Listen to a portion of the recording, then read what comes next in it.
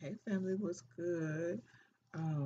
Forgive me. I'm apologizing in advance if you catch me yawning. It's been a long day. Um, I just wanted to pop my head in and kind of just say hi, give y'all a quick little update of everything that's going on. So happy New Year. I know I'm late. I don't think I've made a video at all this year so far. Um, so happy New Year. Um, The new year, I'm not gonna lie to y'all, it started off just a little bit rocky. Um, for let me see. First of all, the dating experience that I had in the beginning of the year in January was horrible. Um, I think it was just I don't know God's way of telling me that ain't what I need you to be doing right now. So I need you to take your mind out of that. So needless to say, I took my mind out of that. And in case you were wondering, that's not mold in the background because I know it looks like it. That's just the shadow of the ceiling fan. Because I was like, what is that? It's the shadow of the ceiling fan. Um, Towards the end of January, going into February, my entire household caught COVID. Everybody but me somehow. My mom, my dad, my daughter, they all had it, and I had to kind of take on that big mama role. And I realized that that is what life is grooming me for. And that's okay. That's okay. At first, I was just like, "Yo, I'm too young to be a big mama." It's like you can't really fight what you're destined to be. Um, so I realized I've been running away from some of some of my what's the word? I guess my lessons, if you will.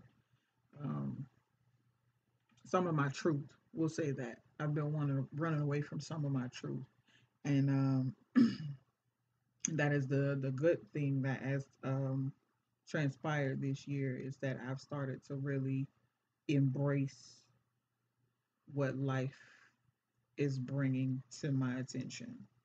Um, so while I sat down for an entire month and couldn't go to work because the rest of my family had COVID. I didn't even have COVID, but it was like because I live here, I'm with my daughter all the time, and she's up under me, and she's kissing on me, and I'm kissing on her, and she's touching my face, and I'm touching her face.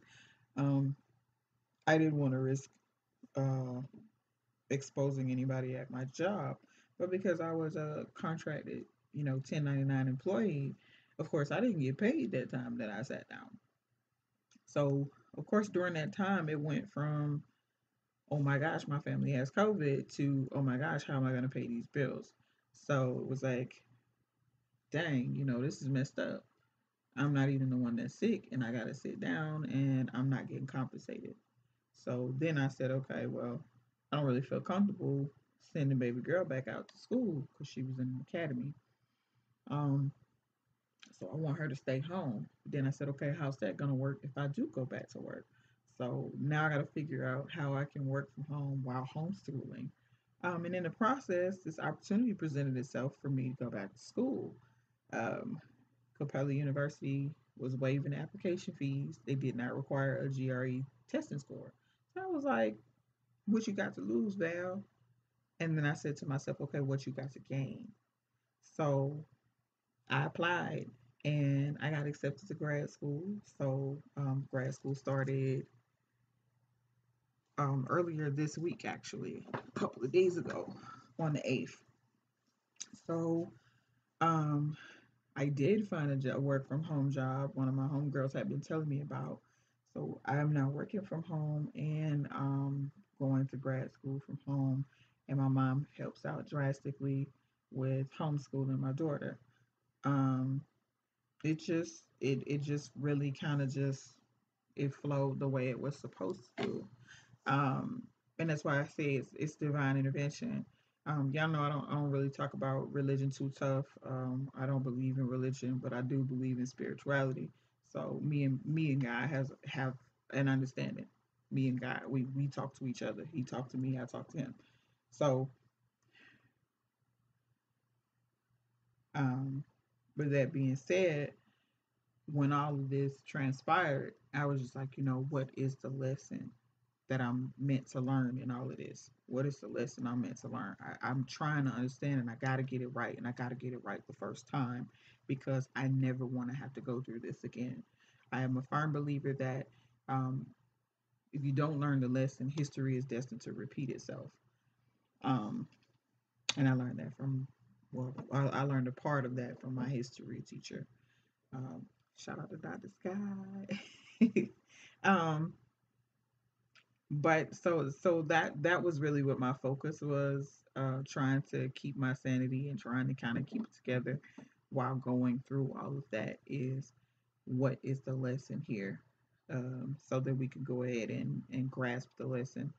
That was definitely one of the hardest things that I've ever had to go through, watching my family go through that. Luckily, my daughter was asymptomatic, but it also was a very scary thing for me because she was asymptomatic. Because, I mean, she was still her happy go lucky, normal self, running around, jumping around, and, doing her thing. I would have never known that she was positive if we hadn't have went and got her tested. So, please be mindful of that, parents. Like, seriously, you will think that your child is fine. You will think that there's nothing wrong with them and they're okay. And they are walking around with this deadly virus. So please wash your hands, sanitize everything, wear your mask. I know it sucks. I know we don't like it. Please, please, please. I cannot stress this enough. Please, please, please wear your mask, sanitize, wash your hands, social distance. Because we were doing uh, all of those things and we still caught it.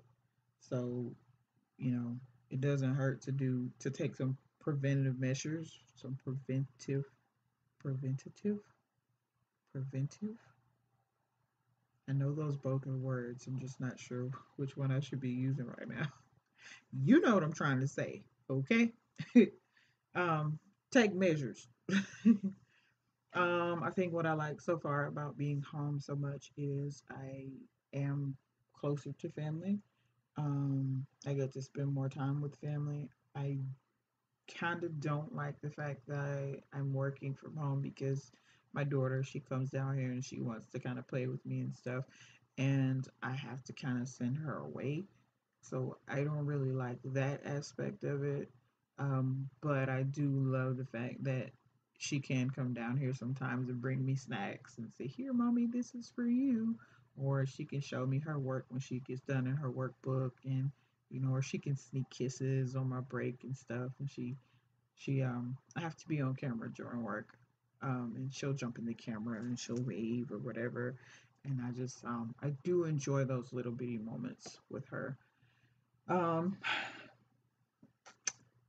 so yeah, I mean, I'm okay. I'm okay.